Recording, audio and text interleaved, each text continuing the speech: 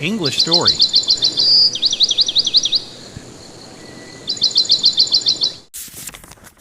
This is a story about the intersection of time, perspective, and the true meaning of wealth. The Weaver of Echoes and the King of Sand. In the heart of a kingdom whose name has been surrendered to the winds, there lived a monarch named King Valerius.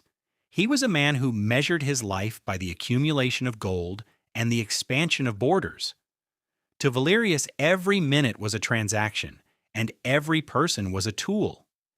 He believed that the pinnacle of human existence was to build something that would outlast death itself, a monument of marble and precious stones that would bear his name forever. On the outskirts of his capital, in a hut made of river reeds and clay, lived an old woman known only as the Weaver. She did not weave silk or wool, she wove echoes. People from distant lands traveled to her not for garments, but for clarity.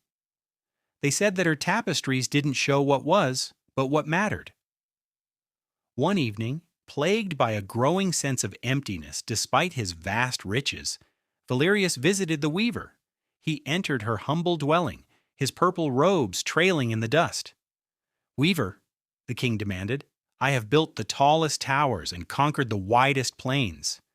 Yet I feel as though I am slipping through my own fingers. Why is my heart heavy while my treasury is full?" The old woman didn't look up from her loom. "You are building a house on sand, Majesty, while the tide is coming in." "Nonsense," Valerius scoffed. "My foundations are granite." The Weaver smiled sadly and pulled a single thread from a basket. "The granite will crumble. Only the thread remains. I shall weave you a gift, but it requires a price. You must give me 3 of your most valuable hours." The king, intrigued, agreed. For 3 days, instead of attending his councils or counting his gold, he sat with the Weaver. The first hour. The thread of presence. During the first hour, the Weaver asked him to watch a single flower bloom in the corner of her garden. Valerius was impatient. "This is a waste of time," he muttered. But as the minutes slowed, he noticed the intricate geometry of the petals and the way the light danced on the dew. He realized he hadn't truly looked at anything in 20 years. The lesson: wealth is not the possession of things, but the quality of your attention. The second hour. The thread of connection. During the second hour, the Weaver asked him to listen to the stories of the beggars at the city gate without revealing his identity. He heard of their joys, their losses, and their simple hopes. He saw his own face in their eyes. The same fear of being forgotten, the same hunger for love. The lesson: the crown separates a leader from his people. Empathy joins them to humanity. The third hour. The thread of legacy. During the third hour, the Weaver asked him to sit in silence and contemplate the day he would no longer be. She asked him, "When you are gone, will they remember the gold you gathered? Or the warmth you left behind?" The lesson: a true legacy is not written on stone, but on the hearts of others. The transformation. When the Weaver finished, she handed Valerius a small, translucent cloth. It felt like nothing in his hands, yet it glowed with a soft, amber light. "This is the shroud of truth," she said.